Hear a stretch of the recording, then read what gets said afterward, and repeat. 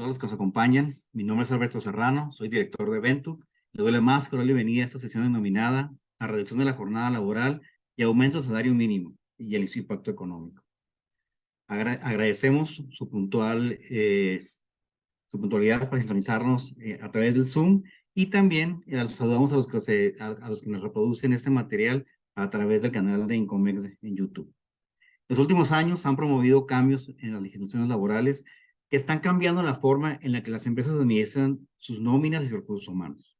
Actualmente se debate en Parlamento abierto de la Cámara de Diputados la reducción de la jornada laboral de la semana de 48 horas a 40 horas. Y en los próximos días, la CONASAME discutirá el incremento del salario mínimo para 2024. Por ello, este día analizaremos los diversos escenarios de la reforma y cómo pueden prepararse las empresas para mitigar el impacto económico ante esta eventual aprobación y obviamente pues la entrada en vigor. Al final de la sesión abriremos un espacio para preguntas y respuestas, para lo cual les vamos a pedir de manera más atenta nos hagan llegar sus dudas a través del botón en la parte inferior de Zoom de preguntas y respuestas.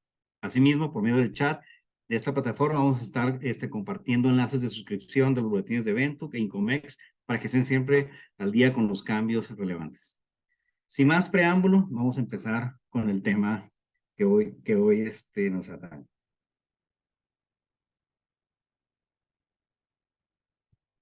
Como saben, bueno, ha habido varios anuncios, ha habido muchas pláticas sobre lo que es la reducción y lo que es el aumento del salario mínimo.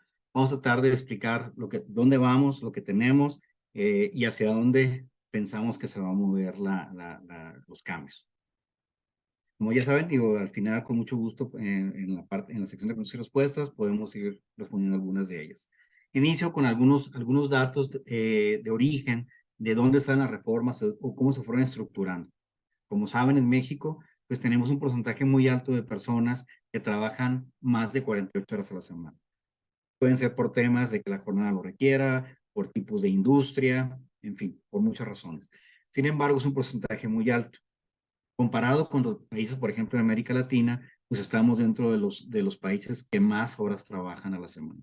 ¿Ok? Entonces, de ahí nace la inquietud y empieza a haber una disparidad y un comportamiento y una comparación contra otros países de cómo están trabajando y qué tan extensas son las jornadas laborales. ¿Ok? Entonces, pues, digo, es como ven, en este caso, por ejemplo, arriba de 48 horas, tenemos que está por encima ya por el límite legal, pues tenemos un porcentaje muy alto, prácticamente es un 28%, digo, 27, 28% de lo que es las personas que están trabajando en la formalidad. A nivel de país, pues básicamente también estamos en los últimos lugares. En México se trabajan un promedio de 2,124 horas, comparado con Alemania, que trabajan 1,332 horas. Entonces, pues sí hay una diferencia muy grande. Si con esto además lo vemos, cómo estamos contra los países que están en la OCDE, pues estamos en los últimos lugares. Además de trabajar muchas horas, pues también tenemos un nivel de productividad pues no es mejor, ¿verdad? Entonces, empieza a nacer la duda si, bueno, trabajar muchas horas implica productividad y son los modelos de trabajo, cómo los tenemos y cómo se han ido estructurando, los que nos llevan a todo esto.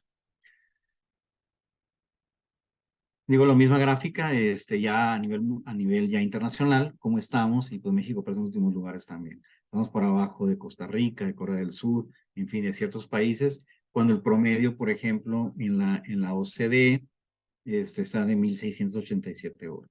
Entonces sí estamos muy por encima de los promedios que tienen otros países. El índice de competitividad también, digo, es algo que es importante también ir evaluando. De una encuesta que se hizo de 43 países, pues estamos en el lugar 37 en cuanto a la productividad, es una productividad baja, entonces una competitividad baja, perdón, y lo que nos hace pues obviamente revisar los modelos de cómo estamos trabajando y cómo se le está pagando al personal.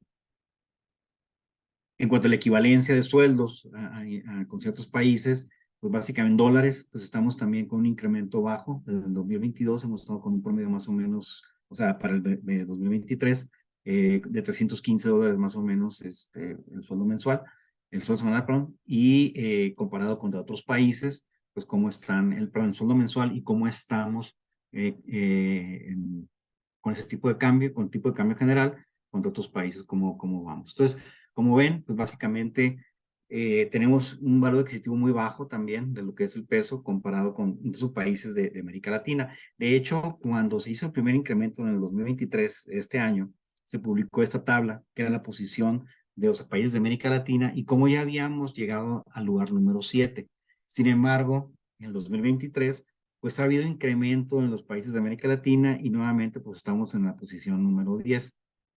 O sea, esto fue cuando se anunció en 2023, cómo íbamos a estar. Sin embargo, pues ya estamos ahorita otra vez en el nivel 10, en el nivel 10 más o menos. Con $325, y digo más o menos lo que están pagando, Costa Rica es la que más paga, 603 promedio mensual. Entonces, para que vean más o menos cómo nos comparamos a nivel Latinoamérica y de forma internacional. Entonces, digo, lo pongo como antecedente para abrir la plática sobre esos dos temas que son muy importantes.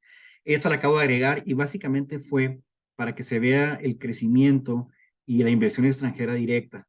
Sigue creciendo, tuvo un incremento de hecho un 30% todavía en su último trimestre y también el número de empresas que se están abriendo, sobre todo por el tema de nearshoring, como ya saben, pues por ejemplo, si hablamos de Nuevo León, pues va a tener 400 y feria de empresas nuevas que van a abrir y comparado con otros estados. Sin embargo, en general, lo que es la industria en cuanto a contratación, aunque se ha detenido un poco, sobre todo este último trimestre, siguen contratando todavía. Ahorita voy a mostrar algunos datos de algunas empresas qué porcentajes tienen. El primero, pues obviamente es uno de los temas que se ha tratado mucho, que es el incremento del salario mínimo. Cuando estaba haciendo la presentación, salió este comunicado el 8 de noviembre, donde el presidente de la República dijo que el salario mínimo para el 24 tendrá un aumento considerable. Y eso de considerable, pues solamente no sabemos de qué se refiere, ¿verdad? O por lo menos no sabíamos. Ya tenemos más pistas después de una visita que hizo a Baja California hizo algunos comentarios que también voy a mencionar en un momento. Okay, pero básicamente partimos de aquí. Esta es la historia de cómo han estado el incremento salarial, los porcentajes que hemos tenido de incremento en lo que es el sueldo mínimo general y cómo ha ido incrementándose por año.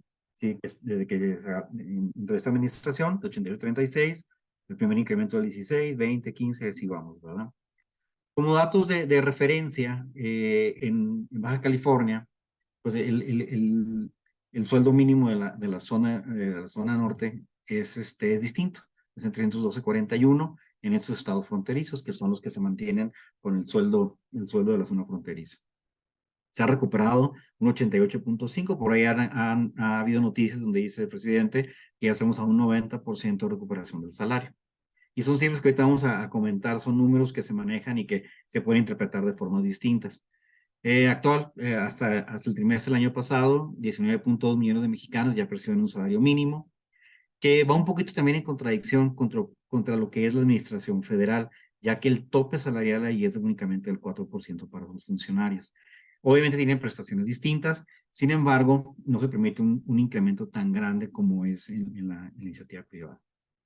Más del 60% de los trabajadores tienen un ingreso de 2 salarios mínimos y ahorita ya con nuestros incrementos se han incrementado también los gaps de sueldo, por lo que también pues ya muchas personas están arriba de los mínimos. El sueldo en dólares en un promedio mensual de 297 a $315 y estamos actualmente pues, en el lugar número 10 en América Latina.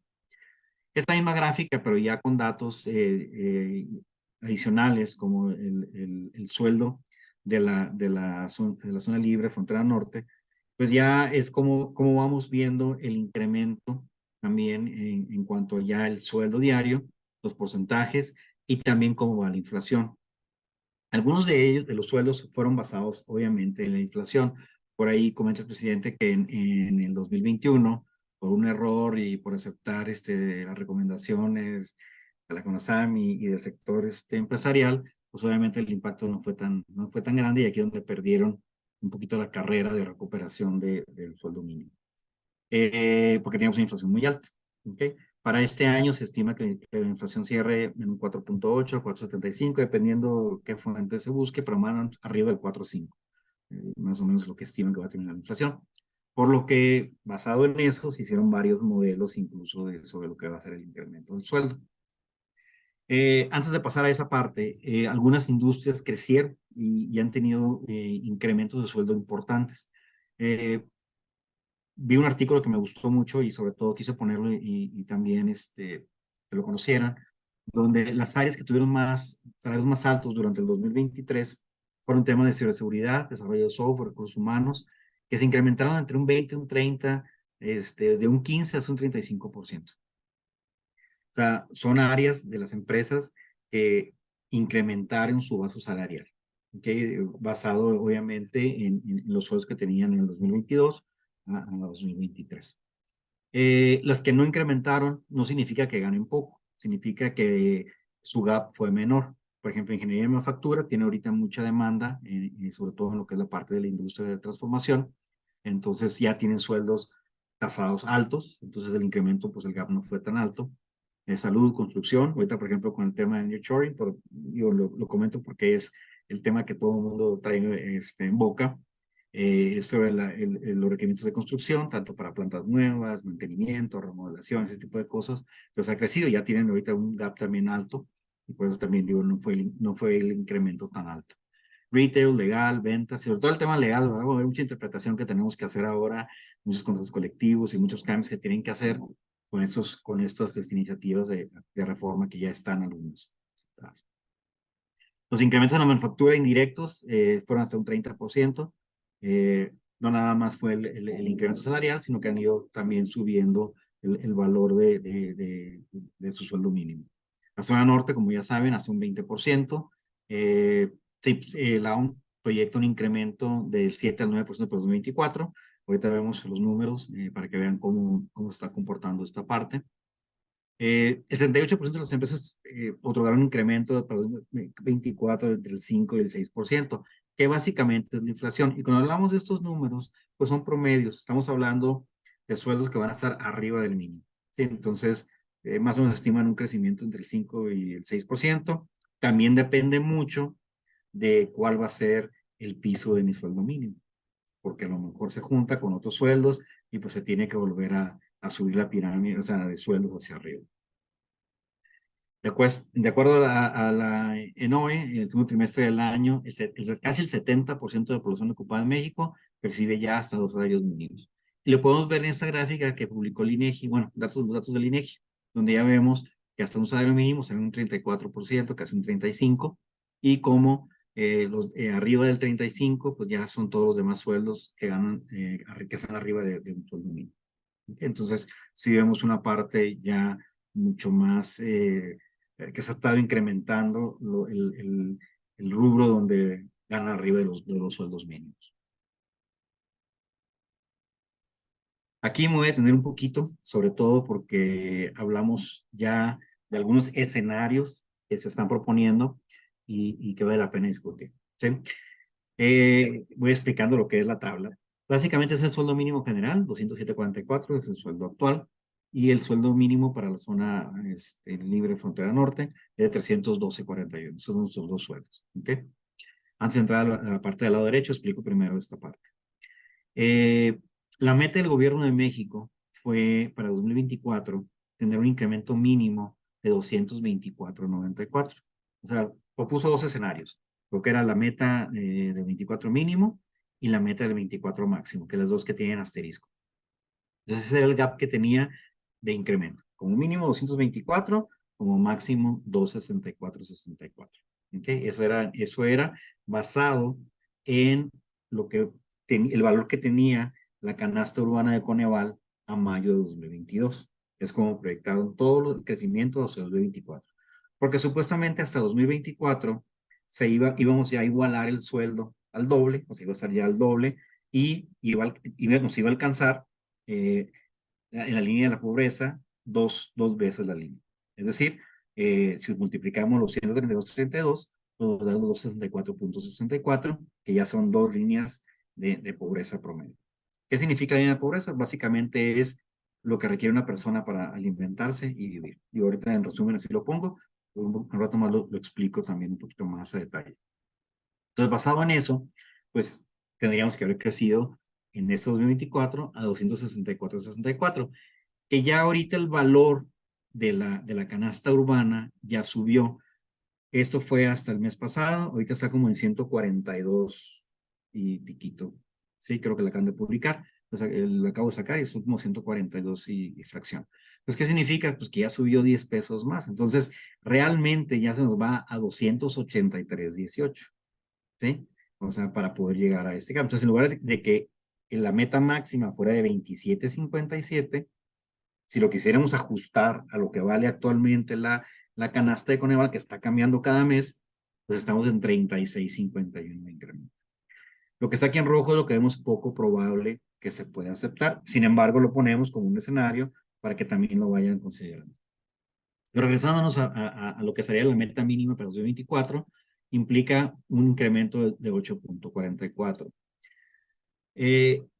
¿Por qué lo vemos también poco probable que sea 8.44? La razón es porque estamos ya, como lo ha anunciado el presidente, a un 90% de valor de adquisición. Quiere decir que nos falta un 10%. Pero lo más probable es de que se le incremente el 10% más los puntos de 2 puntos arriba de la inflación. Que estamos hablando que sería como un 12. De ahí sale un mínimo proyectado de lo que es ya la iniciativa privada y órganos, órganos empresariales, donde hablan de un 12% de incremento, que lo vemos probable. ¿Ok? ¿Qué representa eso? 232.23, y para la zona fronteriza, un incremento únicamente de lo que es la inflación más 2 puntos, que son un 7 promedio por ciento, para redondear los números. Entonces, sería un incremento de 334.27, ese incremento del 7 y del 12%. Uno para poder ya llegar al 100%, más 2 puntos, y el otro de la inflación, más 2 puntos. ¿Okay? Sería como nuestro piso. Coparmex propuso un 12.5%, ¿okay? Lo que nos da 236.37. Y ha habido interpretaciones de lo que comentó Coparmex sobre, bueno, cuánto se le va a subir a la zona fronteriza. Y básicamente dijeron, para la zona fronteriza ya cubre la meta del gobierno, que son 2 veces la línea de pobreza. Si hablamos que son 283, pues ya estamos arriba de lo que es la zona, lo que es la parte del valor del sueldo mínimo en la zona fronteriza, por lo que pues no requiere un incremento. Sin embargo, esto es en contra de la ley, porque todos tenemos que tener un incremento arriba de la inflación. ¿Sí? Entonces ahorita también comento un poco más sobre ese tema. Entonces, bueno, esa fue una propuesta de Coparmex, ¿sí? Donde pone un piso distinto, o sea, arriba de lo que pudiera darnos el mínimo proyectado. Nosotros consideramos, por pláticas que se han tenido y por varios eh, comentarios con laboristas y con abogados y gente muy cercana a donde se toman las decisiones, donde vemos que, bueno, puede ser real que llegue a un 22%, ¿ok? Que son 253.07 y 381.14. ¿Por qué? Porque básicamente con la inflación que ha habido y cómo se ha comportado el tipo de cambio y algunas variables, ya eh, proyectaron el incremento ya no a 2024, sino hasta 2026, 2 años más. Es decir, va a seguir habiendo una recuperación para poder llegar, no vamos a llegar en el 2024, entonces eso ya por lo menos nos da cierta tranquilidad de que estos brincos tan grandes no se van a dar. Sin embargo, sí de que vayamos a tener varios brincos, quizá un brinco este año y otro brinco el próximo año para aplicarlos hasta 2026. Okay, entonces, en eso estamos. Ahora, ¿qué pasa también dentro de estas especulaciones que hacemos? Si, por ejemplo, se hablara de cerrar la brecha, es decir, de no mantener las dos zonas salariales en México, pues tendría que haber un incremento de 50.6 para poder llegar a lo que es el valor del sueldo de la zona de frontera, que también lo vemos pues, muy poco probable. Ahora, el presidente de la República estuvo en Baja California el fin de semana. Y ayer salió una nota, porque la comentó, donde dijo que el sueldo mínimo para Baja California, que aplica para todas las zonas fronterizas, obviamente, va a estar muy cercano a los 400 pesos. Pero lo que nos dice, que puede, con eso no sabemos qué tan cercano, ¿verdad?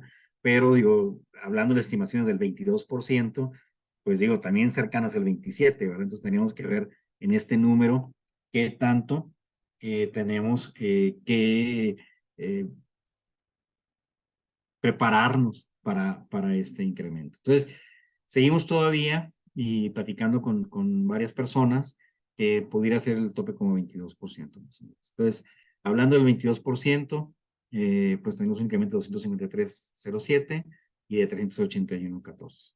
¿Okay? Entonces, digo, básicamente esto es los escenarios que se están manejando. Érame, todo el mundo anda en porcentajes eh, similares o coinciden con lo que comentamos. Como les comentaba también, la inflación para el cierre de 2023 se considera que va a estar a 4.5 contra 4.8, más 2 puntos, pues digo, nos da un incremento entre 6.7 y 7. Ya ahorita lo vemos menos probable, con ese comentario que hizo el presidente, pues ya nos está diciendo que vamos a andar en brincos mucho mayores. Como referencia, el sueldo, por ejemplo, en Baja California, para lo que es algún tipo de industria, la industria de transformación, la maquiladora, lo quise poner nada más para que vieran sueldos y cómo estamos.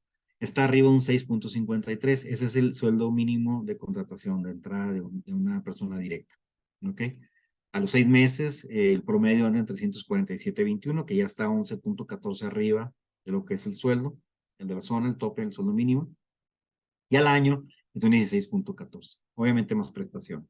Entonces, como que en las zonas fronterizas sobre todo, se ha tratado de cerrar esos gaps y dar incrementos que me permitan, obviamente, ir alcanzando pues, la inflación e ir alcanzando esos brincos que no sean tan grandes. Recuerden que el sueldo mínimo general, en este caso, presiona el sueldo mínimo también de la frontera y los incrementos que se hagan. ¿Por qué? Porque pues, obviamente, además de el incremento, si yo tengo sueldos que están escalonados y que hay porcentajes pequeños entre sueldo y sueldo, entre cada escalafón que tiene el sueldo, pues entonces se van cerrando eso y pues tengo que mover todo hacia arriba. Ahí ya pues tenemos que tener una estrategia para el manejo de los sueldos y sobre todo cómo lo vamos a estar escalonando y que impacte a la productividad de la empresa. Obviamente el sueldo mínimo, pues entre más se incrementa, pues el brinco va a pegarle también más al sueldo de la zona fronteriza. Entonces, sí es importante ya correr escenarios donde podamos tener un escenario, pues digo, de un 10% mínimo, que es lo que ahorita ya vemos, a un 22-25%, digo, para que vean el impacto y qué tendríamos que hacer en ese sentido. Entonces, como ven, todavía no está claro, no sabemos exactamente ni a ciencia cierta si ya esto, de cuál va a ser de los números, sin embargo, nos da un panorama de cómo estaríamos, ¿verdad? Entonces, sí es importante que la estrategia que tienen ahorita nuevamente la vayan considerando y pues mínimo piensen en un 10% hasta un 20%, arriba del 20%. Y con ese comentario que hizo el presidente, pues yo creo que sí vamos a estar cercanos a los 20 en las dos áreas.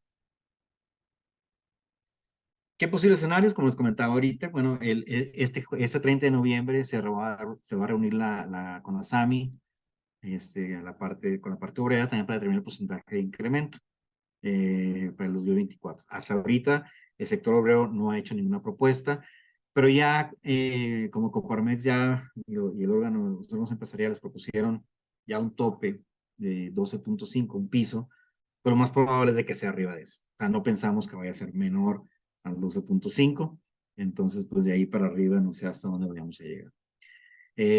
Como es costumbre, pues digo, el 1 de diciembre siempre se anuncian los incrementos de sueldo para 2024, aunque no son oficiales todavía, pero ya se anuncia, el presidente los anuncia. Entonces se piensa que para el 8 o 10 de diciembre ya se publica y se haga oficial ya el incremento del sueldo. Va a aplicar a las dos zonas fronterizas, a las dos zonas, perdón, que tenemos de sueldos mínimos. ¿Por qué aplica las dos? Porque la ley, el artículo 90 de la ley de trabajo, salarios mínimos no pueden estar por debajo de la inflación. Pues si tenemos inflación, solamente tiene que incrementarse el sueldo mínimo porcentaje. Entonces, por eso sabemos que se va a aplicar el incremento en las dos zonas, en las dos zonas de salarios. También, digo, la recuperación de salario mínimo continúa hasta 2026. Como les comentaba, estamos a un 90% ahorita. Entonces, la meta trazada pues, no se llegó al 24 por factores de la economía que afectaron. Y sobre eso, pues obviamente pues, va a irse incrementando por año hasta 2026 ese incremento. ¿Okay?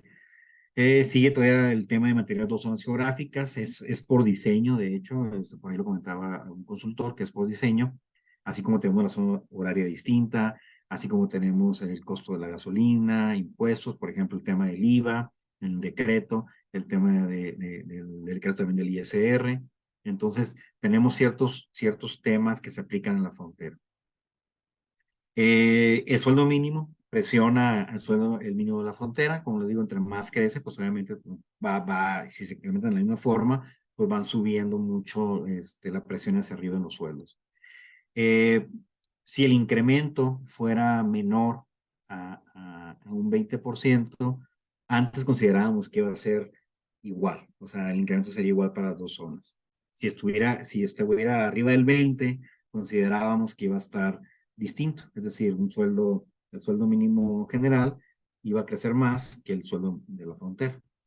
Sin embargo, con el comentario nuevamente que hizo el presidente y leyendo entre líneas, pues sabemos que yo creo que va a ser un poquito más alto, ¿verdad? Va a estar en los 400, cercano a los 400 pesos. ¿Qué tan cerca? No sabemos, ¿verdad? Pero sí va a ser importante el incremento. Entonces digo, tenemos que prepararnos para ese escenario y porque vienen más reformas que van a afectar también de forma directa cómo trabajamos. Mencionaba al principio del webinar, va a haber cambios en la forma de cómo se trabaja con la nómina, la parte de capital humano, y las empresas tienen que estar preparadas con los escenarios para poder llevar estos cambios y que no les afecte, que no les afecte en su operación, en su productividad, en su rendimiento y obviamente que las haga rentables todavía.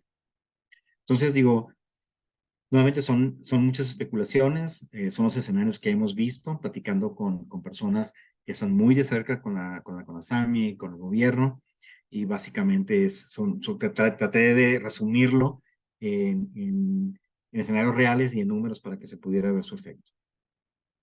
Digo también ya para concluir con este tema, quise poner el valor de la canasta básica. Tenemos dos partes de la canasta básica, la urbana y la rural, pero la urbana es la que se considera porque es la más alta, y tenemos la parte de la canasta básica de alimentos y la canasta básica complementaria. La canasta básica complementaria incluye, además de los alimentos, otros productos para poder vivir, ¿sí? Higiene, limpieza, transporte, educación y salud. Y se calcula para una sola persona. Entonces se considera que 4,369 pesos al mes es el valor de la canasta para poder cumplir con todo esto. ¿Ok? Ese es el costo de la canasta básica urbana. ¿Ok? Con el sueldo actual, ¿en cuántos días yo podría cubrir la canasta básica? Bueno, con el sueldo de la zona mínima general, con 10,81 únicamente, 10 días trabajados, casi 11 días, estaría cubriendo únicamente la parte de alimentos. Con 21 días, ¿sí? Estaría cubriendo prácticamente toda la canasta básica complementaria, pero para una persona, ¿sí? Para una sola persona. Como tenemos un promedio en algunas zonas de 4 personas por hogar, pues este número ya se nos va mucho más alto, 12,000, casi 13,000 pesos, y pues obviamente no alcanza ni aunque trabajaran el doble. ¿Okay?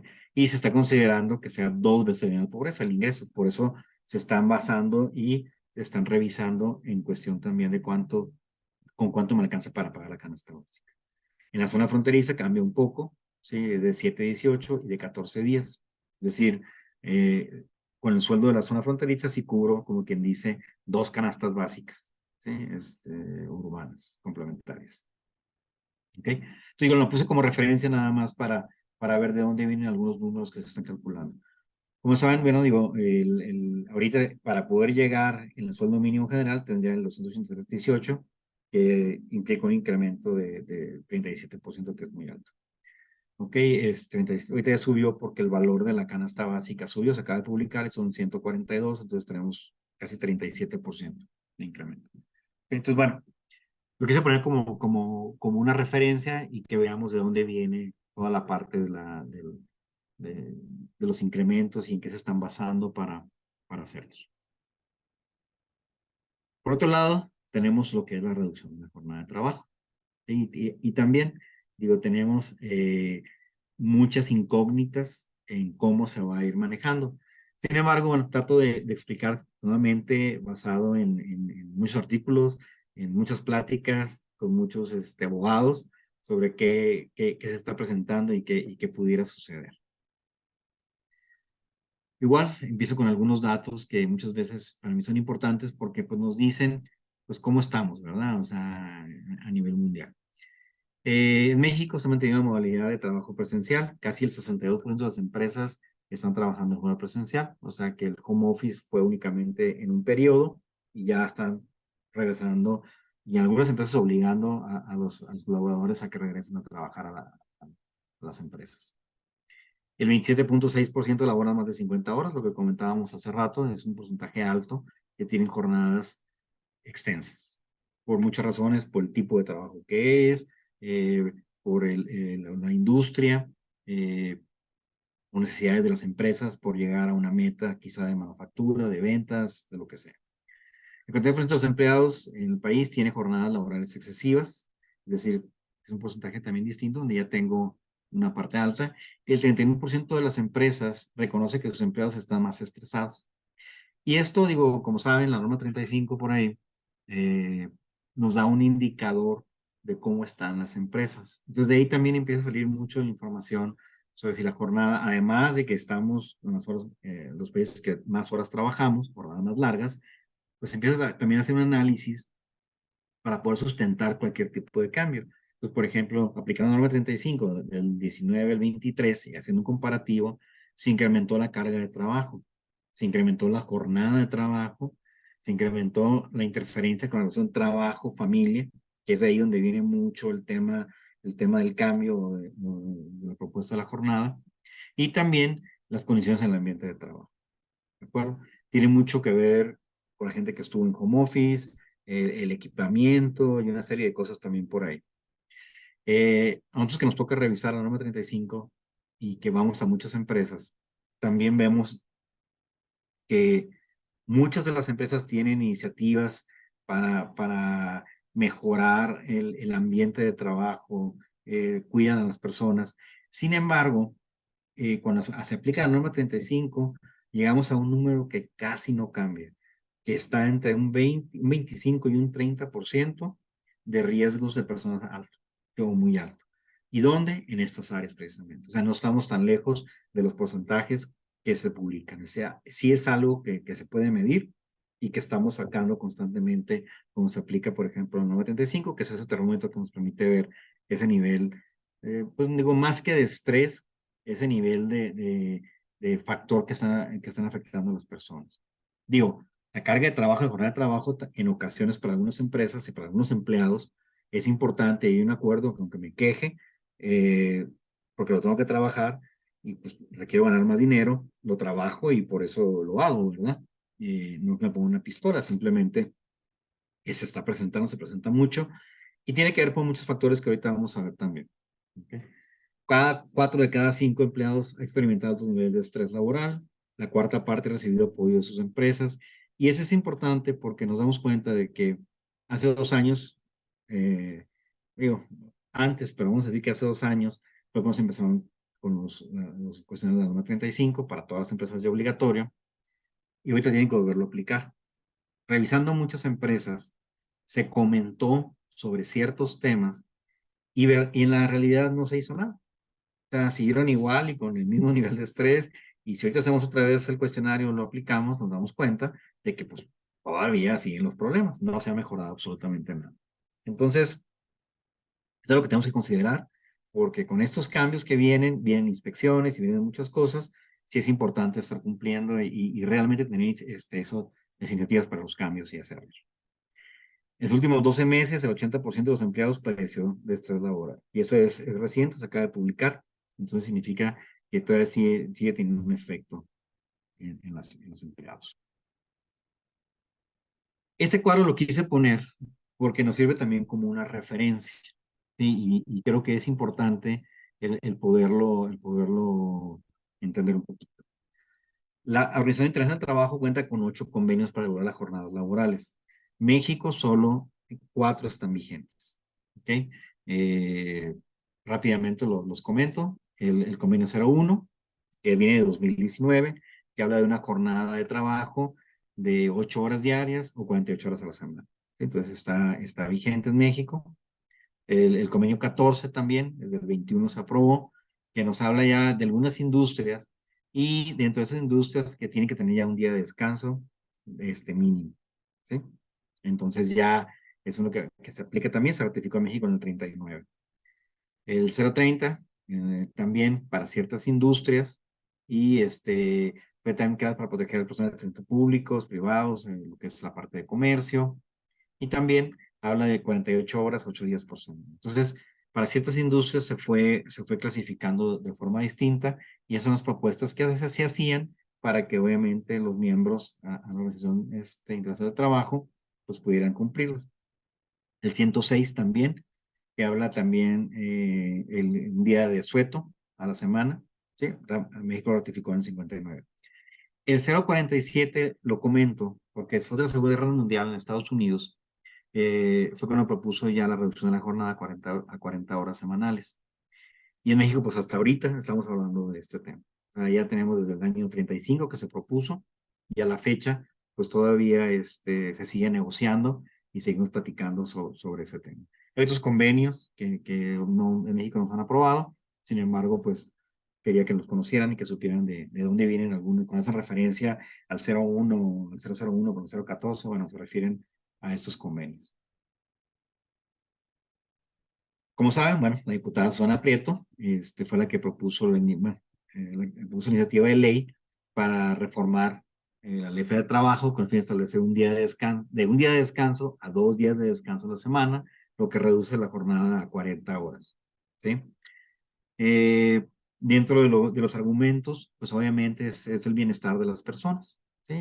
Y cómo afecta las horas excesivas de trabajo, largas, las jornadas largas, y qué efecto tienen sobre las personas y obviamente en consecuencia sobre los trabajadores. Eh, es probable que la reducción de las jornadas de trabajo mejore el equilibrio entre el trabajo y la vida privada de los empleados. Es un argumento que tiene ella y que así lo expuso, así como la calidad de vida de los trabajadores y su satisfacción vital, lo que también se conoce como felicidad, principalmente en la economía. Y digo, ya hay mucho alrededor de todo esto. Y ahorita, cuando termine el tema, algunos comentarios que han salido una vez sobre este tema de la jornada reducida. Ok, ¿de qué se trata básicamente? Si lo vemos así ya en tema de números. Pues básicamente el artículo 61 habla de las jornadas de trabajo, diurna, nocturna y mixta, que todo el mundo conoce, de 6 a 20 horas, de 20 a 6 horas, y la mixta que abarca los dos periodos. ¿Okay? La jornada diurna tiene 8 horas, la nocturna tiene 7 y la mixta tiene 7.5. A la semana son 48, 42 y 45 horas. Con la propuesta que tenemos del cambio en el artículo, en el 61, pues básicamente las jornadas serían de 40, 35 y 37. O sea, serían 112 horas menos las que estarían trabajando. Es más, si tuviéramos los 3 turnos, por ejemplo. ¿Ok? Pero serían 112.5 horas trabajadas. Una diferencia de 22.5, que es un 16% de horas, de menos horas trabajadas de las personas. El artículo 69 también se tiene que reformar. Lo que está en azul es cómo está, lo que está en rojo es cómo quedaría. Y por cada 6 días de trabajo, 1 de descanso, es como está. Se tendría que reformar a 5 días de trabajo, 2 días de descanso. Y lo que es más complicado modificar es la Constitución Política de México, donde pues también tenemos que reconocer que van a ser 2 días de descanso. ¿Ok? Pues básicamente ese es el cambio propuesto y el efecto que tiene. Ahora, si esto lo traducimos ya a números, ¿a qué equivale? Si yo tengo una empresa que tiene 300 empleados y tengo los 3 turnos, el turno diurno, mixto y nocturno, de 48, 45, 42 horas, y ese es el número de empleados que tengo por cada turno, esas son las horas con las jornadas actuales y yo estoy ganando 13,800 horas. Con las nuevas jornadas propuestas, o sea, ya con 2 días de descanso, estamos hablando de que serían 11,500 horas. Hay un diferencial de 2,300 horas comparado contra las jornadas actuales. Y ese es el impacto más importante. ¿Por qué? Para yo poder ganar nuevamente estas horas, tendría que incrementar a 60 personas más, lo que representa el 20% de mi cuadrilla. ¿Sí? Entonces, si yo tengo los 3 turnos, tendría que tener aquí 30, 20 y 10 personas para poder cubrir las mismas horas que tengo ahorita. Y eso sin contar la rotación, que puede andar en un promedio de un 4%. Depende en qué zona, ¿verdad? Pero si hablamos un 4% en la zona fronteriza, si nos vamos al centro, pues va a andar entre un 10, entonces entre un 4 y un 10%. No ausentismo, zona fronteriza es un 6%, en lo que es en el resto de la República andan en un 12%, entre un 6 y un 12%. Vacantes no cubiertas entre un 12%, que ahí sí puede variar de forma distinta las vacantes no cubiertas en el resto del país, pero puede irse hasta un 15-20%. ¿Ok? Entonces estamos hablando de que sin contar, si tuvimos el turno perfecto y todo el mundo llegara a trabajar y nadie faltara, tendría que ganar eso. ¿Cuál es la realidad? Que con estos números y la rotación, ausentismo y las vacantes que no tengo cubiertas, obviamente yo ya tengo tiempos extras, festivos trabajados y extensiones de la jornada. Entonces, esto me lleva nuevamente a las horas trabajadas que veíamos en México. ¿Sí? Entonces, en algunas industrias tenemos metas que cumplir y tenemos que llegar a esa meta. Y así es como nos miden. Entonces, ¿qué se requiere? Pues si me falta personas y tengo huecos, pues tengo que cubrirlo con tiempo extra, o con descansos trabajados, festivos trabajados, en fin, para poder cubrir. En otras industrias, con la gente que tengo, se tienen que doblar en turno muchas veces para poder cubrir también.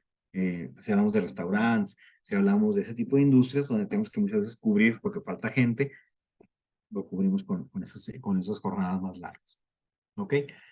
Eh, Tendríamos que pagar, el otro modelo es, bueno, si yo ya tengo las personas, pues digo, llegar a un acuerdo donde tuviéramos que pagar el tiempo extra, o sea, a esas personas. El problema es que muchas veces el tiempo extra, que ya lo requería, ahora se extiende más todavía. Entonces, el costo del tiempo extra se vuelve más alto.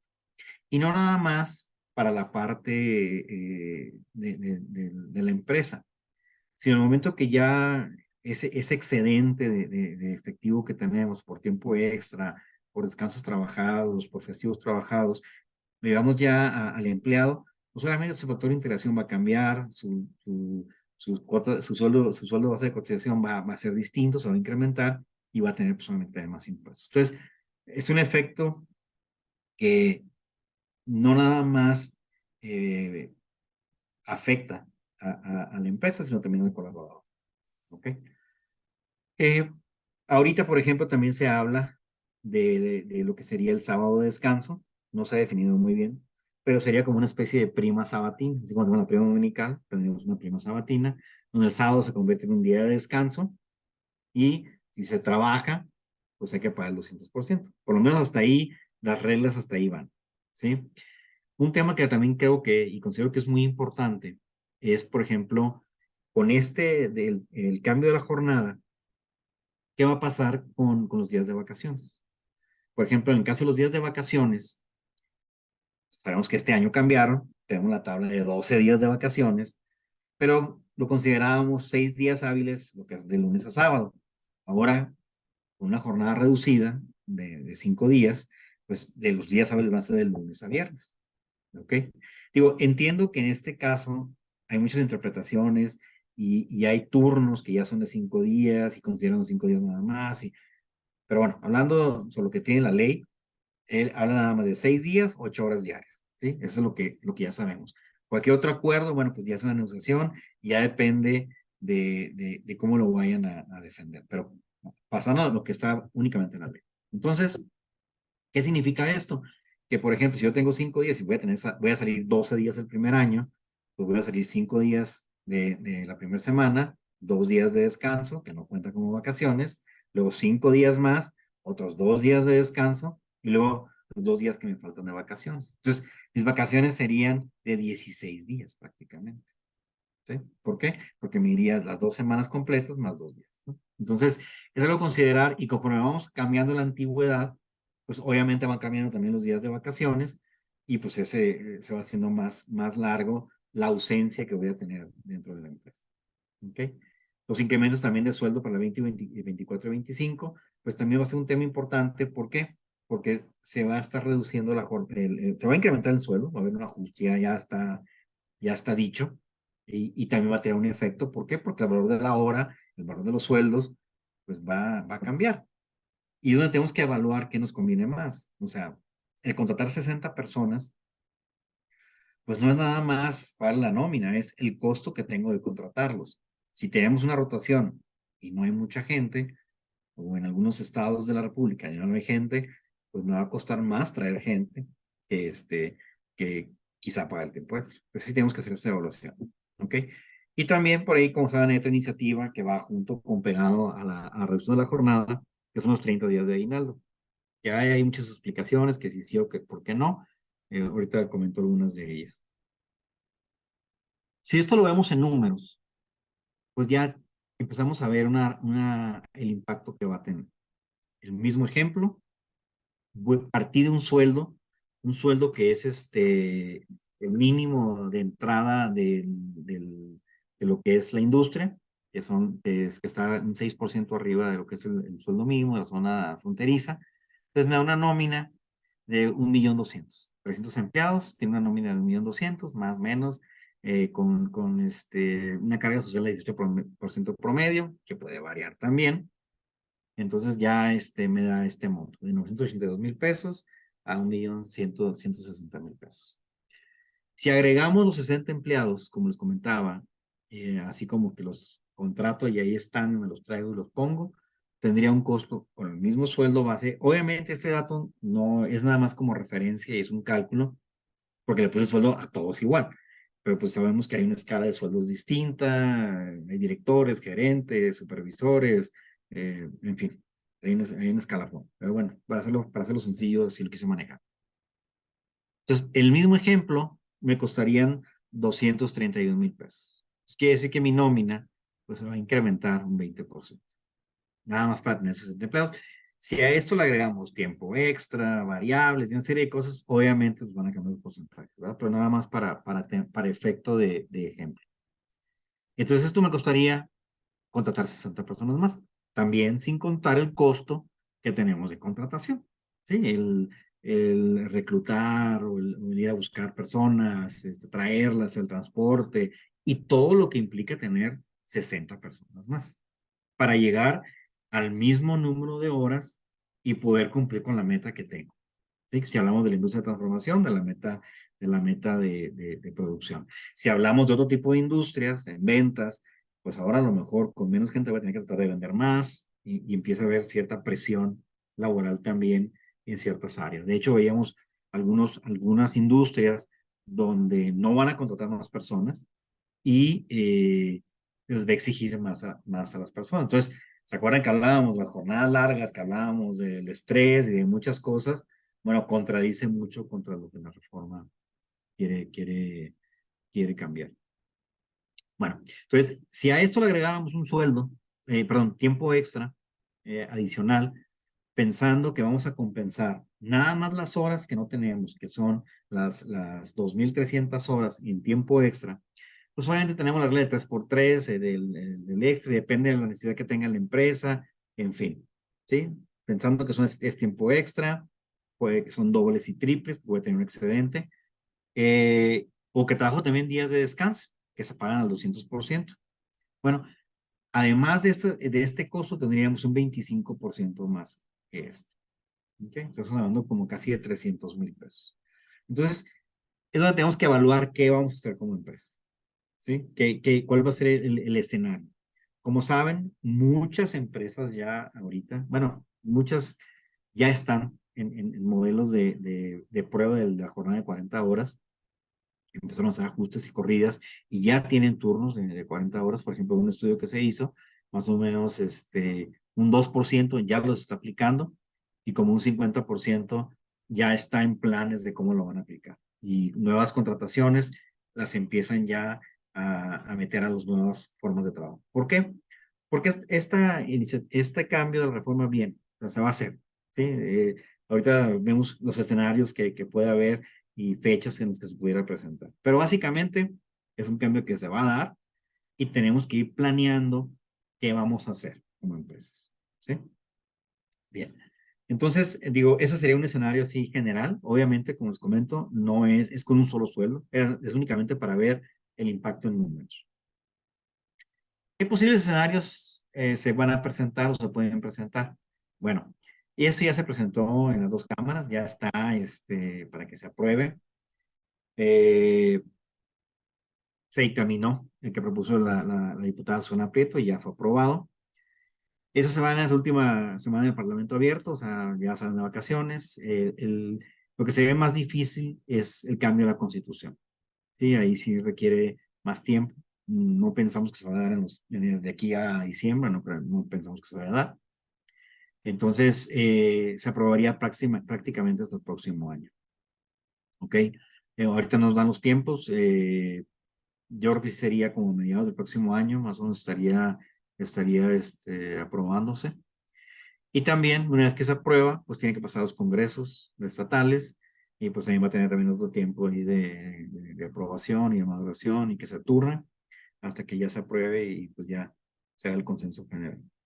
Entonces, lo más probable es, así en un escenario muy realista, es que para el 2025 ya se defina, o sea, iniciar y con lo que sería este cambio de la jornada. Ahorita solo falta definir la fecha, de cuándo sería y cómo, ¿verdad? O sea, ¿por qué el cómo? Porque todavía falta definir qué se va a hacer con algunas de las jornadas. Por ejemplo, hay algunas propuestas que se están viendo donde, por ejemplo, la recomendación del artículo 116 de la Organización Internacional del Trabajo sugiere la reducción de la jornada laboral, pero que debe realizarse de forma gradual, sin reducir el sueldo. O sea, sabemos que esa reducción de la jornada no podemos reducir el sueldo. O sea, no va a haber un ajuste de sueldo, es lo que ganan ahorita, pero basado en esta jornada completa. Entonces, la OIT lo que sugiere es, bueno, velo haciendo de forma gradual. Y la iniciativa privada está proponiendo eso, que se haga de forma gradual. Pero también vemos difícil, es un año de elecciones, va a haber mucho movimiento, entonces no sabemos cómo se va a aplicar. ¿Sí? Entonces, también se propone que el tope de horas a trabajar sea 40, así que no baje de 40. ¿Por qué? Porque ahorita en la combinación que tenemos del nocturno y el mixto, pues trabajarían menos horas. ¿Sí? Entonces, no cubrimos, por ejemplo, si trabajáramos 24 horas o tenemos una industria donde trabaje 24 horas, pues no se va a cubrir con los tres sueldos, ni con los tres turnos, ni con cuatro a lo mejor.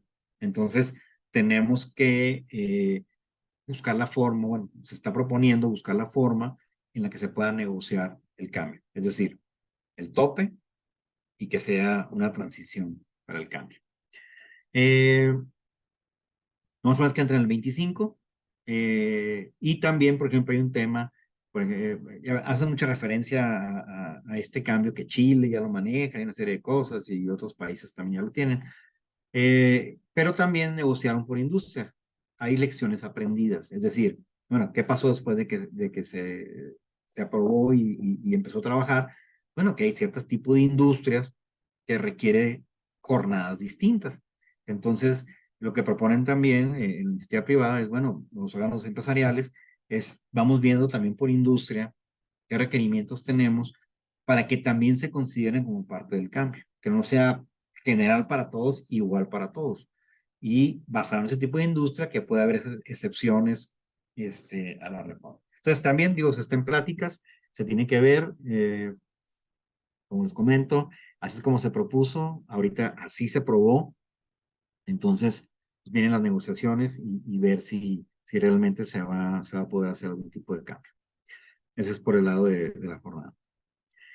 También trae beneficios, digo, según expertos que se consultaron, pues dicen, bueno, la reducción trae ciertos beneficios, la prevención del agotamiento, el incremento de la eficiencia, el aumento del compromiso, la estimulación de la creatividad, la mejora de la salud general, el alivio del estrés y el estímulo de la eficiencia. Son algunas del impacto que tiene la reducción de la jornada.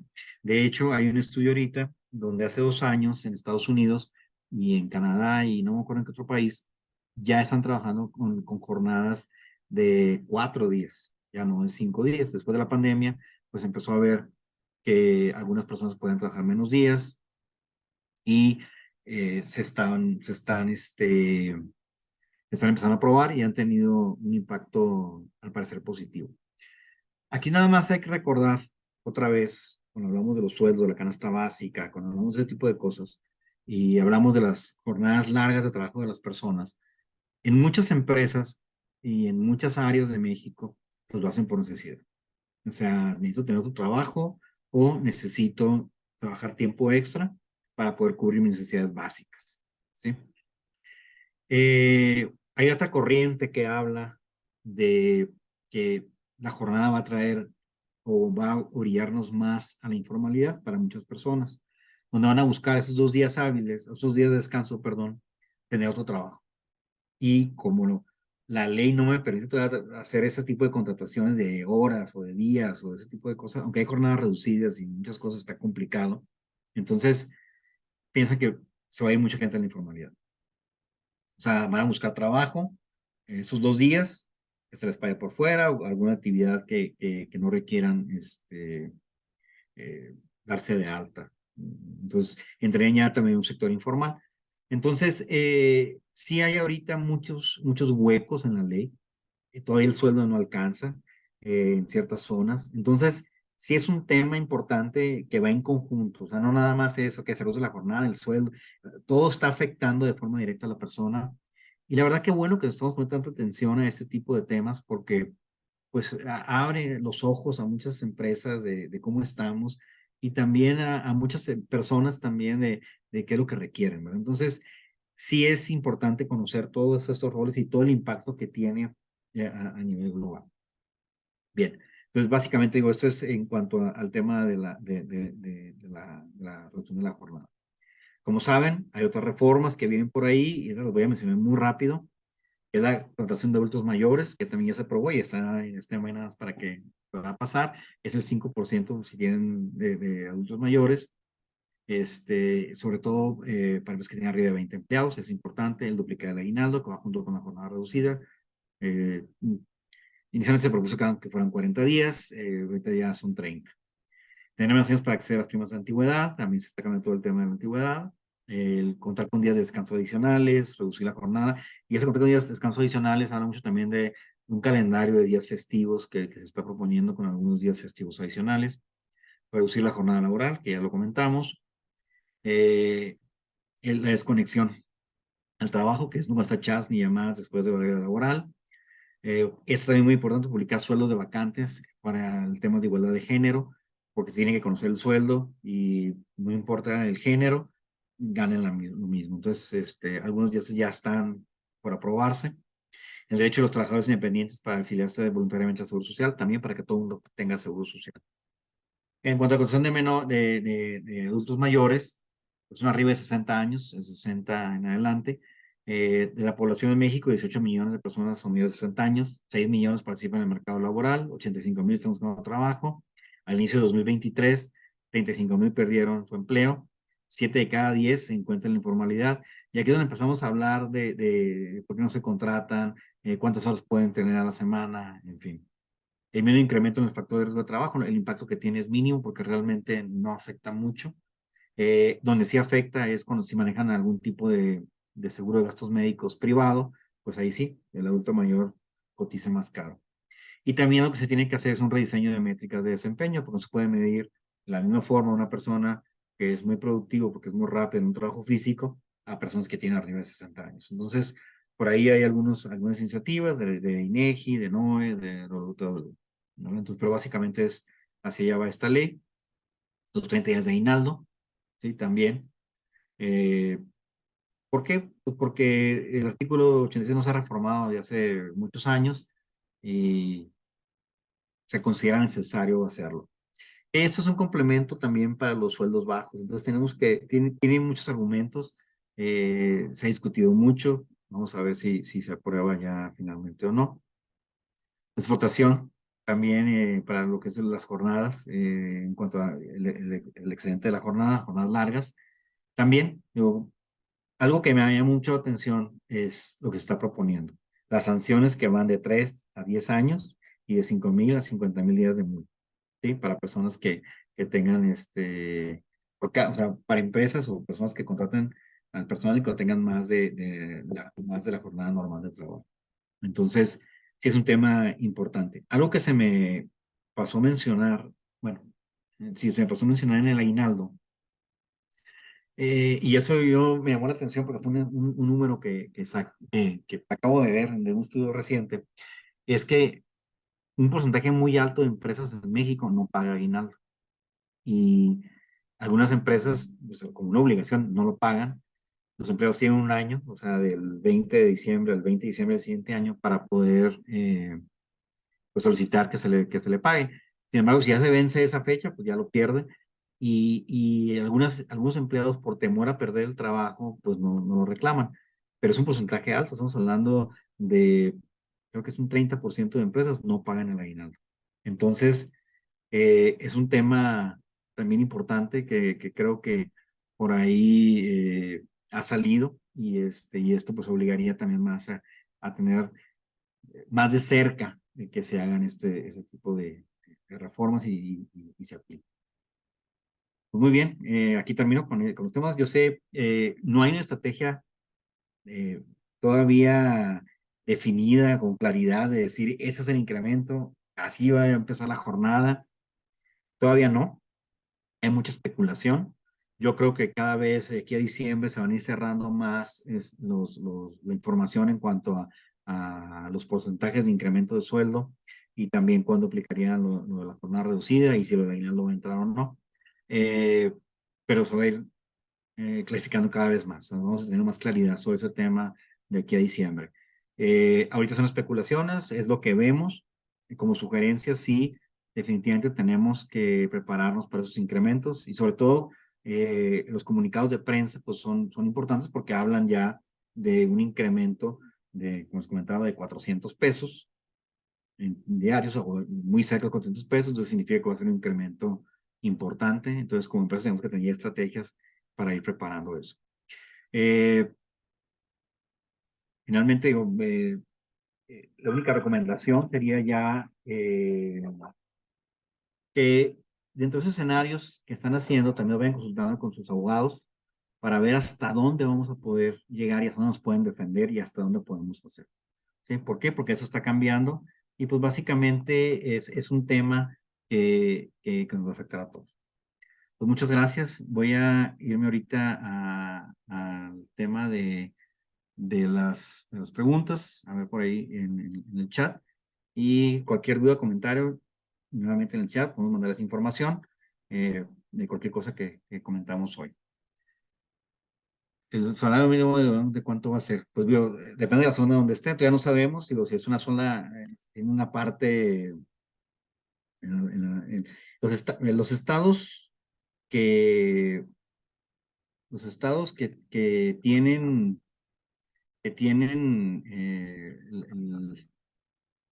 la zona salarial son Baja California, Sonora, Chihuahua, Coahuila, Nuevo León y Tamaulipas. Son los estados que están en la zona libre, zona norte, o sea, en la parte norte, ¿sí? Entonces, para eso son los 312.41 más el incremento que tengan. Son los únicos estados que están con el sueldo de la zona libre, de la zona norte. Eh, ¿Alguna novedad a que el tema de la jornada excesiva pueda considerarse como trabajo forzoso de acuerdo? Sí, definitivamente. Este es un tema que se está revisando cada vez más. Como les digo, también la norma 35 apoya un poco esa parte. La norma 37, la norma 36, de ergonomía 37 para teletrabajo, son normas que se han ido creando para ir midiendo y validando esa información. Entonces, sí se considera un trabajo forzoso y porque lo que quieren es eliminar el exceso en las jornadas. Entonces sí es un tema importante.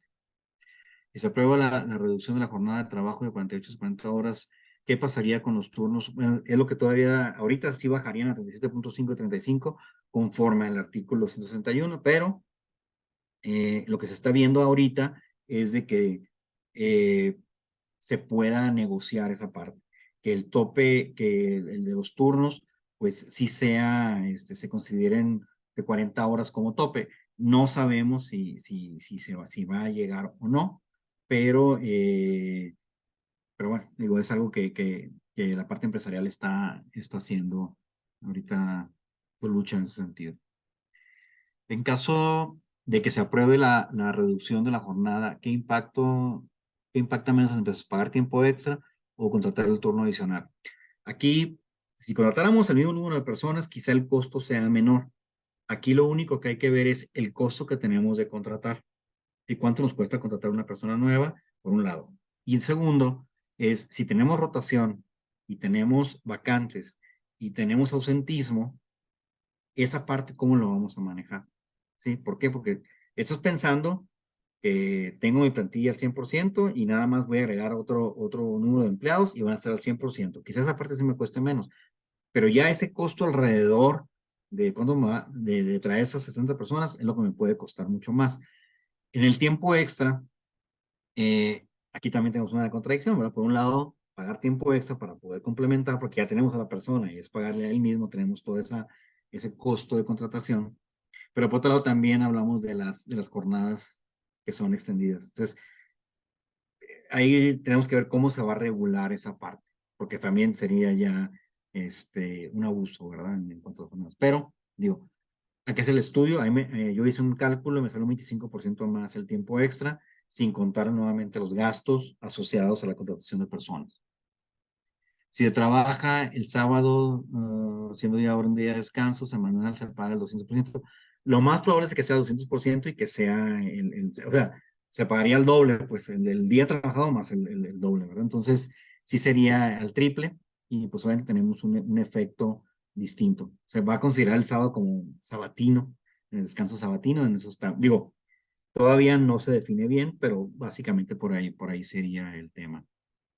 ¿Cómo se pone de descanso que entran en un periodo vacacional? Ejemplo, una diapositiva de los 16 días de vacaciones, 12.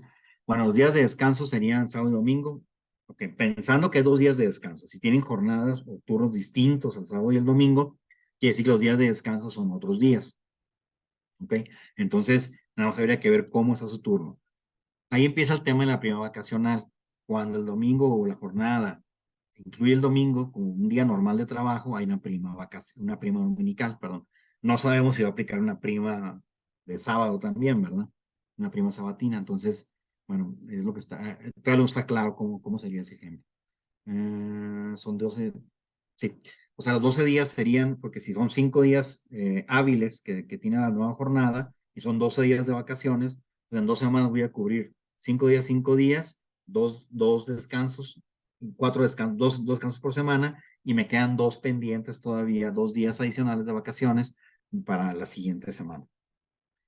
Ok, ¿qué tan probable ven que se apruebe el tema del aguinaldo antes de que termine ese periodo sexenio? Se metió junto con la jornada, en la reducción de la jornada. No vemos así cercano que se cierre este año, creo que sería para el próximo año. Buenas tardes, la empresa de cadena comercial de comida a los trabajadores les comentaron que si desean trabajar solo 40 horas, equivalente a su sueldo. Híjole, mano, aquí va a ser todo un tema, ¿eh? Nosotros en México no pagamos por hora, en Estados Unidos sí se paga por hora. Entonces, eh, tenemos un sueldo distinto, ¿verdad? Se les pagan 40 horas, ¿verdad? En Estados Unidos no tienen jornada de 40 horas. En México tenemos un sueldo diario. Y el sueldo diario, pues es lo que va a ganar con los días de descanso. Entonces, si hablamos de 2 días de descanso, pues forman parte de la jornada de trabajo de la persona. Entonces, no se puede bajar el sueldo. ¿Qué tan factible es que entre este año lo del aguinaldo? Bueno, lo comentaba, yo creo que lo más probable sería hasta el próximo año. Pues muchas gracias. Creo que ya las preguntas ya las contestamos. Y estamos a sus órdenes para cualquier duda, comentario. Nos pueden hacer una referencia ahí en el chat. Lo que no alcanzamos a contestar ahorita, con mucho gusto, les mandamos también la presentación para que la tengan y les sirva como un material de apoyo, sobre todo en lo que se está haciendo en cómo vamos. Y pues más adelante seguramente vamos a tener por ahí también alguna cápsula adicional, donde ya tengamos un poquito más de información y les podamos pues complementar lo que ya tenemos. Nuevamente, pues muchísimas gracias por su participación. Estamos en contacto y nos vemos hasta la próxima. Muchas gracias.